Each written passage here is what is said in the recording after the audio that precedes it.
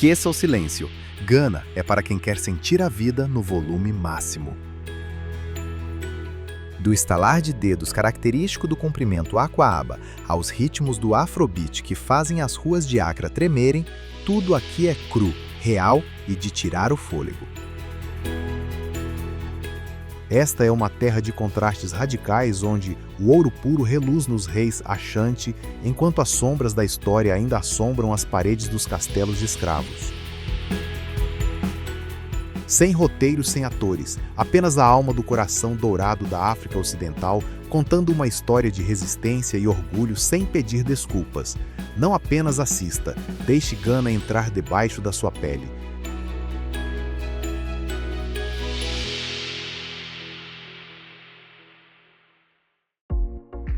O povo e o espírito do Aqua-Aba.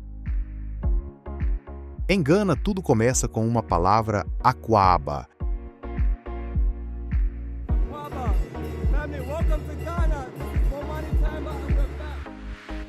Você a escuta no instante em que chega no aeroporto, na rua vinda de taxistas comerciantes e de desconhecidos que cruzam seu olhar enquanto passam.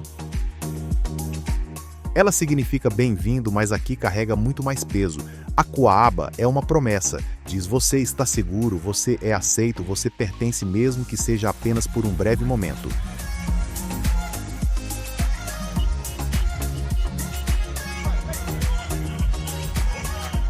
O que torna essa hospitalidade tão poderosa é o quão natural ela parece. Não é encenada nem performada para visitantes, é simplesmente assim que a vida funciona. Alguém interrompe o que está fazendo para lhe mostrar o caminho com calma e paciência. Um círculo de estranhos puxa uma cadeira e o convida para a conversa como se você sempre tivesse estado ali. Não há muros a escalar, nem desconfianças a vencer, apenas abertura. Os ganeses seguem pela vida com resiliência e um otimismo silencioso. As coisas nem sempre são fáceis, mas o humor flui com facilidade e a comunidade vem em primeiro lugar. As pessoas vivem com as outras não apenas ao lado delas. Os mais velhos são respeitados, os jovens são incentivados e todos parecem carregar um senso compartilhado de responsabilidade uns pelos outros. E então há o aperto de mão. As palmas se encontram, os dedos deslizam, se prendem por um instante e terminam com um estalo seco pop. Um som pequeno, mas cheio de significado. Ele sela o momento. Diz agora: nós nos vemos. No contato visual firme, no interesse genuíno pela sua história e na forma como as pessoas naturalmente abrem espaço para você, algo muda.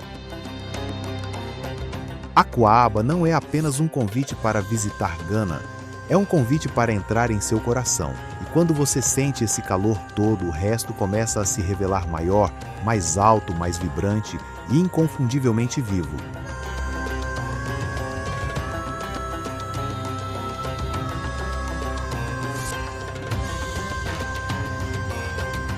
Accra, o pulso do dinamismo urbano. Se o povo de Gana é a sua alma, Accra é o seu coração e ele nunca descansa. Esta cidade não cresce em silêncio. Ela se espalha para todos os lados com ruído, cor e movimento, onde torres de vidro se erguem ao lado de antigos mercados que seguem o mesmo ritmo há gerações. O ar é denso de vida, a fumaça das bananas da terra assando as buzinas dos trotros, serpenteando pelo trânsito e o vento salgado do Atlântico pressionando a pele. É intenso, confuso e impossível de ignorar.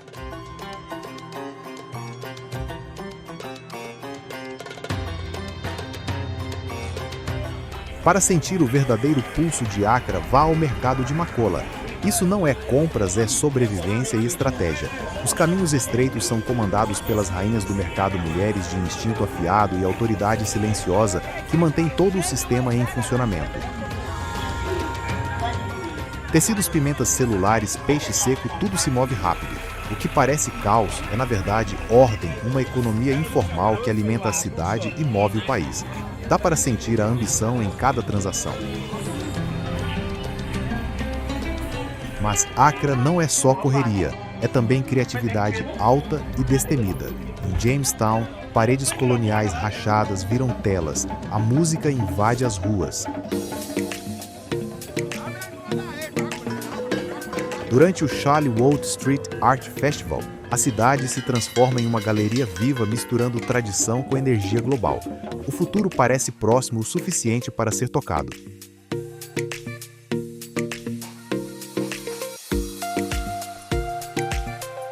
Quando a noite chega, Accra não desacelera, muda de ritmo.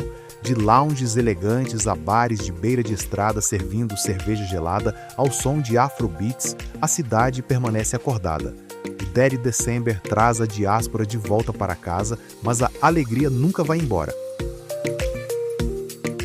Accra é a porta de entrada de Gana, inquieta, criativa, imperfeita e viva. E logo além de suas luzes, a costa espera com histórias que ficam mais silenciosas, mais pesadas e impossíveis de esquecer.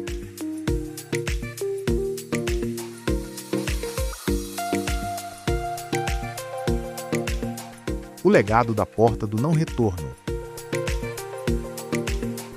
Para compreender a história de Gana, é preciso estar dentro do castelo de Cape Coast ou do castelo de Elmina.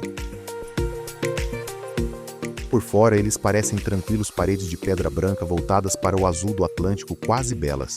Essa beleza torna a verdade em seu interior ainda mais difícil de encarar.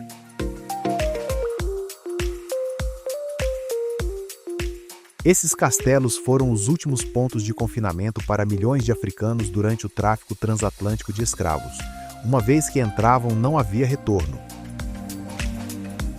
Ao caminhar para dentro, o ar muda imediatamente. Fica mais frio, mais pesado, úmido. Corredores de pedra descem em inclinação para masmorras escuras, onde centenas de pessoas eram amontoadas com quase nenhuma luz ou ventilação, às vezes por meses. O chão sob seus pés é irregular, desgastado por séculos de sofrimento, suor, sujeira e dejetos humanos absorvidos pela própria pedra.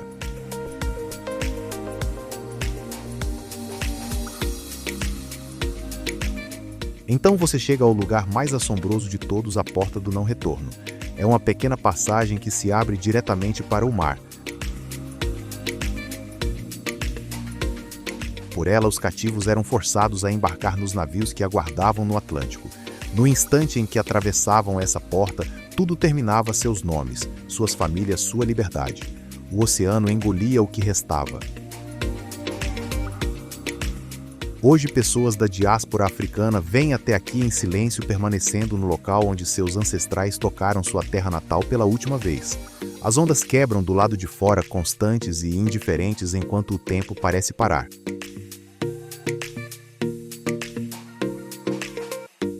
Gana não esconde essa dor. Esses castelos são preservados como lugares de memória, verdade e reflexão. Eles nos lembram que a liberdade é frágil e que lembrar é um ato de força. Mas a história de Gana não termina em correntes. Para encontrar seu poder e seu orgulho, é preciso deixar a costa para trás e seguir para o interior, onde um grande reino ainda vive em ouro, tambores e um espírito que jamais foi quebrado.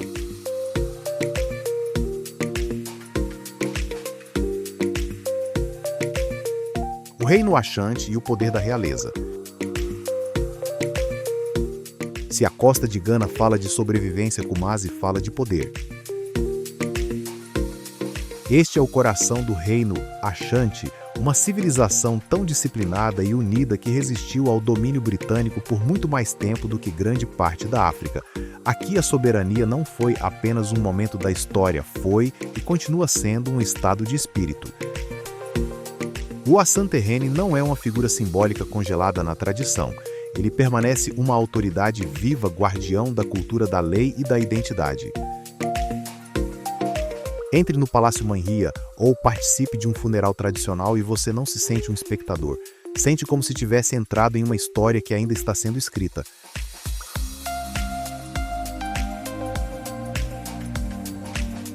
O ar vibra com a voz profunda dos tambores falantes que transmitem mensagens apenas pelo ritmo. Chefes passam deslizando em palanquins protegidos por enormes guarda-sóis adornados com padrões marcantes. O ouro reluz por toda parte, colares, pulseiras, coroas, porque aqui o ouro não representa riqueza. Ele simboliza o sol, a força e a própria vida. No centro de tudo está o banco de ouro. Segundo a lenda, ele desceu do céu e guarda a alma do povo achante. Nunca toca o chão. Ninguém, nem mesmo o rei, pode sentar-se nele. Ele não é possuído, é protegido.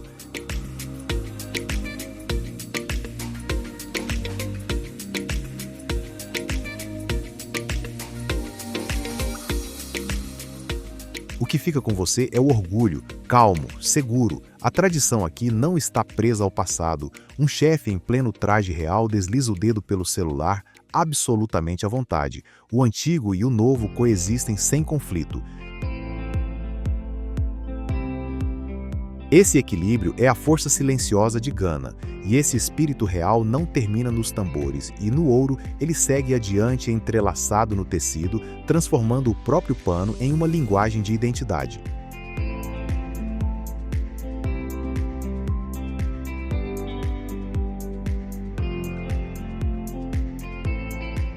A passarela suspensa de Cacum, um caminho acima do selvagem.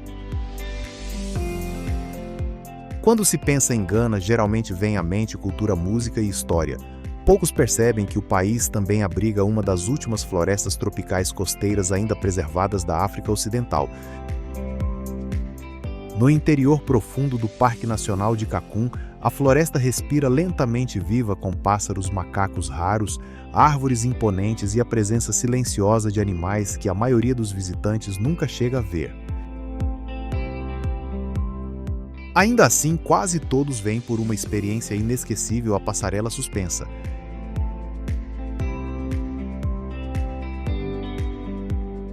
Sete pontes estreitas de corda se estendem entre árvores gigantes a mais de 40 metros acima do chão da floresta.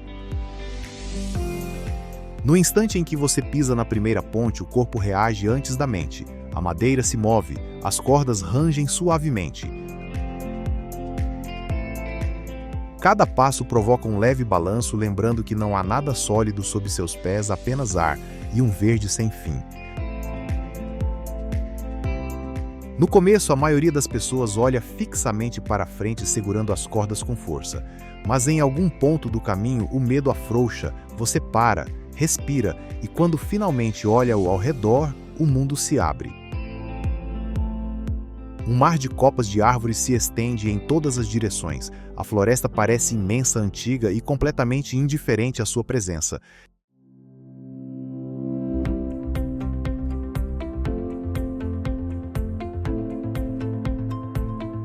Lá em cima algo muda. Cercado por árvores mais velhas que a memória, sustentado apenas por cordas e confiança, o ruído da vida moderna desaparece. Telas, horários, concreto, tudo parece distante. Você se lembra de quão pequeno é. Cacum é mais do que adrenalina. É um coração protegido da região, a prova de que a beleza de Gana não está apenas no que seu povo constrói, mas também no que escolhe preservar. E ao descer das copas das árvores e seguir de volta em direção à costa perto de Accra, outro tipo de santuário o aguarda, um lugar onde arte, cor e memória redefinem a forma como a própria vida é celebrada.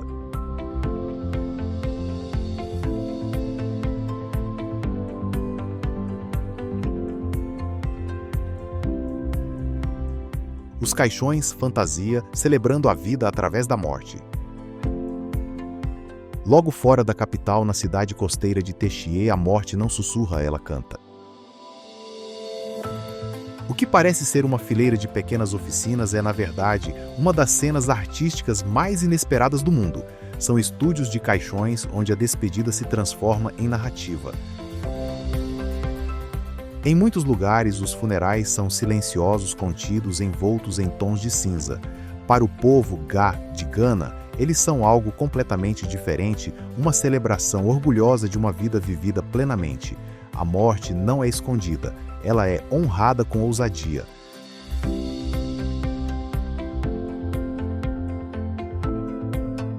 Aqui, caixões não são simples caixas, são símbolos. Um pescador pode seguir sua jornada dentro de um peixe pintado com cores vibrantes. Um agricultor de cacau pode descansar em uma enorme vagem de cacau. Há caixões em forma de carros, câmeras, pimentas, celulares, até máquinas de costura. Cada um diz: é isso que eu fui, é isso que importou para mim. Caminhar por essas oficinas parece irreal. Carpinteiros habilidosos esculpem curvas e detalhes com o cuidado de escultores. Pintores aplicam camadas de cor com paciência, escama por escama, faixa por faixa. Esses caixões muitas vezes custam mais do que um ano inteiro de salário e ainda assim as famílias economizam sem hesitar. Uma despedida digna vale o sacrifício.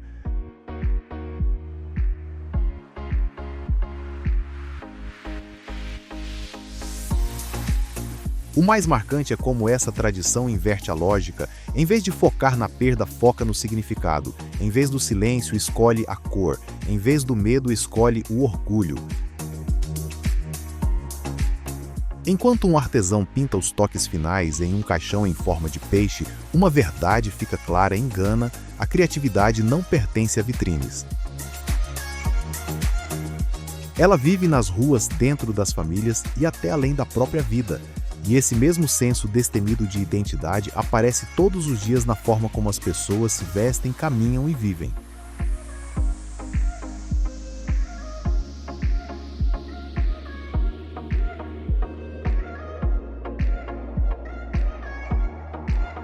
O tecido quente, a trama da identidade.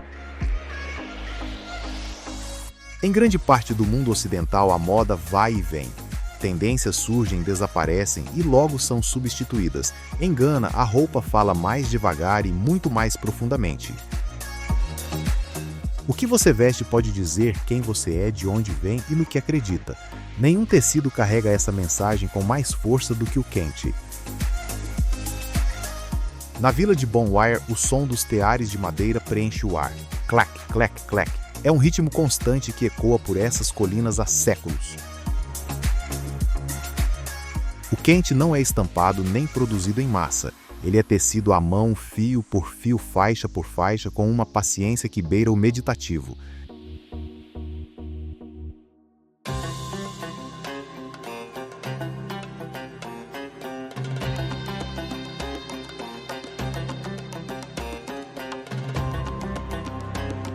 Cada padrão tem um nome, cada desenho carrega um significado. Um fala de unidade, outro de coragem, outro de prosperidade. Quando alguém veste quente em um casamento, funeral ou cerimônia nacional, não está apenas se arrumando, está se comunicando de forma silenciosa, porém clara, sem dizer uma única palavra.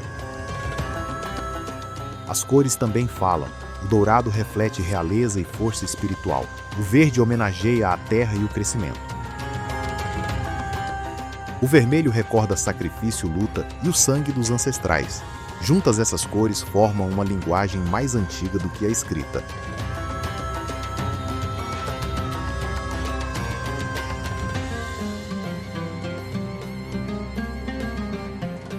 Ao observar um tecelão em ação, começa-se a entender a diferença entre rapidez e valor. Um único pano pode levar semanas para ficar pronto. Ele é pesado, rico e vivo de história. Em um mundo de moda rápida e roupas descartáveis, o quente faz uma pergunta simples: e se aquilo que você veste fosse feito para durar, não apenas para você, mas para as gerações que virão?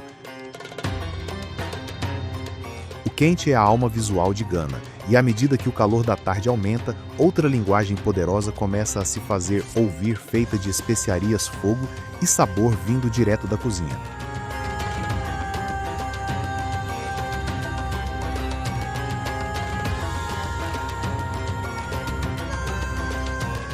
A Guerra do Jollof e a alma da comida de rua.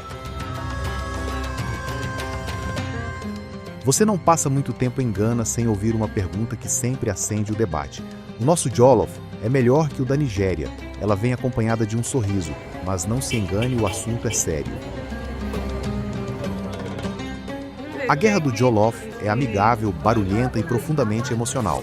E quando um prato fumegante de jollof ganês chega à sua frente defumado, picante, mergulhado em um rico molho de tomate e pimenta, sua lealdade pode mudar rapidamente para a grande decepção da Nigéria. Mas o jollof é apenas o ato de abertura. A verdadeira alma de Gana vive na sua comida de rua. Nos shop bars e barracas à beira da estrada, o status desaparece. Um empresário de sapatos polidos fica lado a lado com um trabalhador da construção civil, ambos esperando a mesma refeição. Aqui a comida pertence a todos.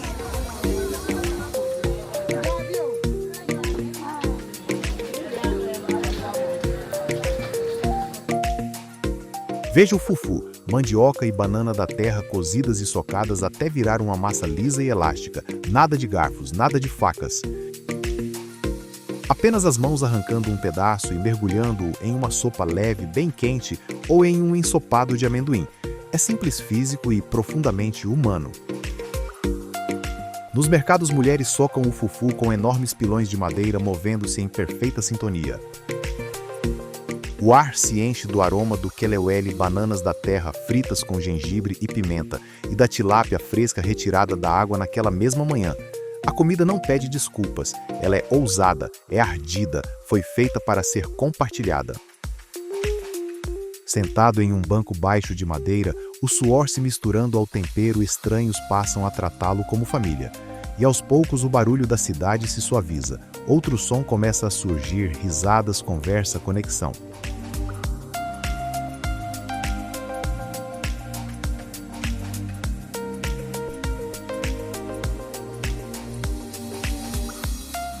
High Life e a explosão global do Afrobeat. Não dá para falar de Gana sem falar de groove. Muito antes de o mundo dançar ao som do Afrobeat moderno, já existia o High Life.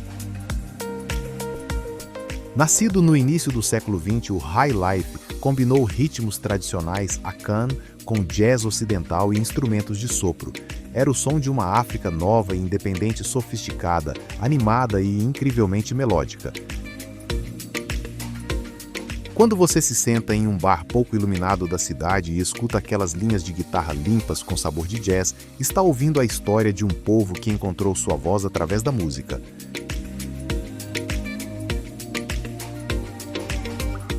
Hoje, porém, esse som evoluiu para uma potência global. Caminhando pelas ruas, você escuta o grave pesado do Afrobeat pulsando em cada loja e em cada trotro. Isso não é apenas música para boate, é o batimento cardíaco da juventude.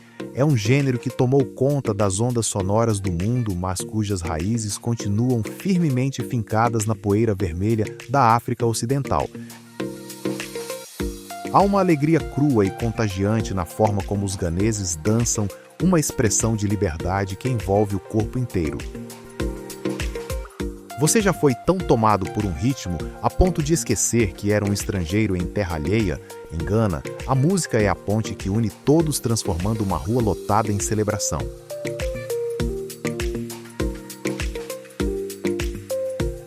E por trás dos videoclipes chamativos e da vida noturna vibrante da capital, existe uma indústria muito mais silenciosa e humilde que mantém o país em movimento. Ela está longe das luzes de neon, mas é a razão pela qual Gana é conhecido pelo mundo de uma forma deliciosamente especial.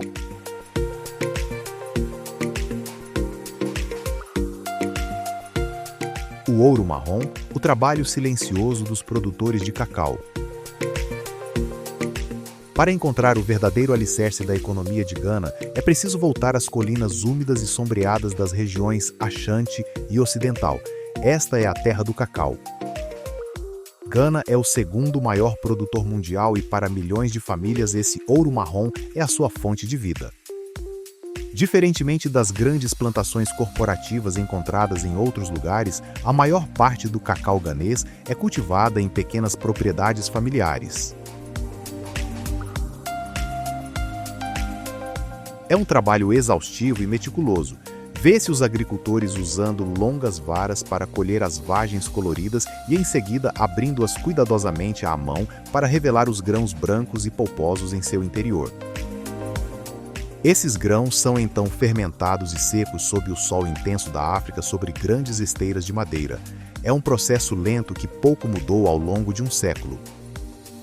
Quando você morde um pedaço de chocolate fino em Nova York ou Londres, está provando o suor e a dedicação de um agricultor ganês que muito provavelmente leva uma vida simples. Há uma dignidade profunda nesses produtores. Eles são os pilares silenciosos da nação, fornecendo os recursos que constroem as escolas de Accra e as estradas que levam ao norte. Ao caminhar por um cacaueiro com o ar levemente perfumado pela fermentação e pela terra, você percebe que a riqueza de Gana não está apenas em suas minas de ouro, mas no solo e nas mãos que o cultivam.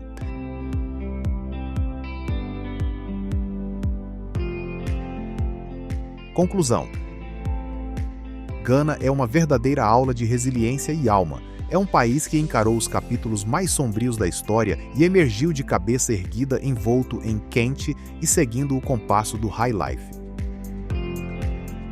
Da energia caótica de Accra ao silêncio sagrado das florestas Ashanti, é um lugar que se recusa a passar despercebido. Você chega como espectador, mas através do espírito do Akwaaba parte como parte da própria história. Gana não apenas apresenta um novo mundo, ela transforma a forma como você enxerga o seu. É crua, é dourada e está à sua espera.